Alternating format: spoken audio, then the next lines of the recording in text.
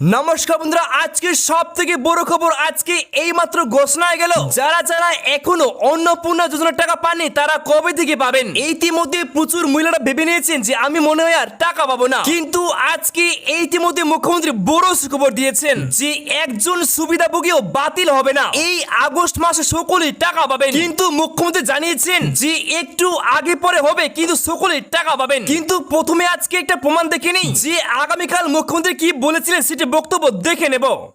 আজকে শুনলে খুশি হবেন, 1,45,00,000 মহিলার অ্যাকাউন্টে আজকে আমরা জুলাই মাসের তাদের যে টাকা আমরা 3,000 করে টাকা ঢুকিয়ে দিয়েছি। আপনারা 1,45,00,000 মহিলার অ্যাকাউন্টে যারা 10ই জুলাই পর্যন্ত আবেদন করেছেন, আর 31শে জুলাই পর্যন্ত পোর্টাল খোলা ছিল, এই 20 দিনের জন্য আর ঝাড়াই বাছাই করতে আর কয়েকটা দিন লাগবে, হয়তো আরো কিছু সংখ্যা তো বাড়বে। দেখতে পেলেন, এটা কিন্তু মুখ্যমন্ত্রী বলেছিলেন কালকে, কিন্তু আজকে বলেছেন যারা যারা এখনো টাকা পাননি তারা কবে থেকে পাবেন। আর এটাও জানিয়েছেন যে যদি 20 তারিখের মধ্যে প্রকল্পের টাকা না পেয়ে থাকেন তো সে বিষয়ে দেখতে পাচ্ছেন তো জানানো হয়েছে অন্নপূর্ণা যোজনার টাকা আগামীকাল 17 তারিখ থেকে টাকা দেওয়া শুরু করেছে। শুধু যে আগামীকাল টাকা দেওয়া হয়েছে তা কিন্তু একদমই নয়। তো দেখতে পাচ্ছেন আজকে আবারও টাকা দিল মহিলাদের অ্যাকাউন্টে, আর এই টাকা দেওয়া প্রায় দেখতে পাচ্ছেন আগামী 20 আগস্ট পর্যন্ত চলবে। তো তারপর দেখতে পাচ্ছেন যাদের ব্যাংক অ্যাকাউন্টে এখনো অন্নপূর্ণা যোজনার টাকা 3,000 টাকা ঢোকেনি, আজকে সন্ধ্যা 6টার মধ্যেই ব্যাংক অ্যাকাউন্টে টাকা ঢোকানো হবে। আর তেমনটাই আজকে ঘোষণা করলেন মুখ্যমন্ত্রী শুভেন্দু অধিকারী। এখন বড় প্রমাণ দেখে নেব যে আজকে কার টাকা পেয়েছেন, এবং যদি আপনি 10 তারিখের পরে আবেদন করেন তাহলে কবে থেকে টাকাটি পাবেন।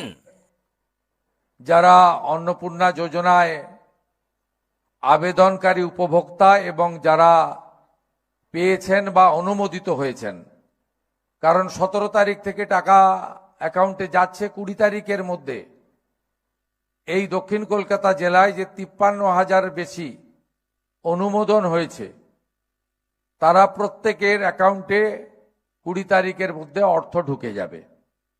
এবং গতকাল থেকে এই প্রক্রিয়া শুরু হয়েছে, এবং এবারের অনুমোদিত তালিকা হচ্ছে রাজ্যে 1,45,00,000, যার মধ্যে আপনাদের দক্ষিণ কলকাতা জেলায় 53,000 মাতৃশক্তি তারা তাদের ফর্ম বা আবেদন উপযুক্ত হিসেবে দপ্তরের পক্ষ থেকে শিশু ও নারী কল্যাণ বিভাগ তারা কলকাতা কর্পোরেশনের সহযোগিতা নিয়ে এই ঝাড়াই বাছাইয়ের কাজ করেছে।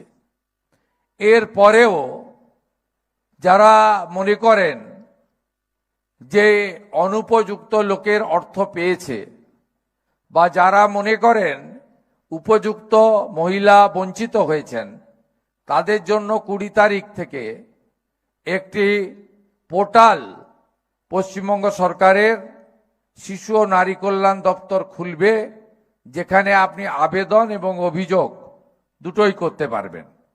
শুধু তাই নয়, 10ই জুলাই পর্যন্ত যারা আবেদন করেছিলেন 1 জুন থেকে, তাদেরই কেবলমাত্র ভেরিফিকেশন কমপ্লিট হয়েছে।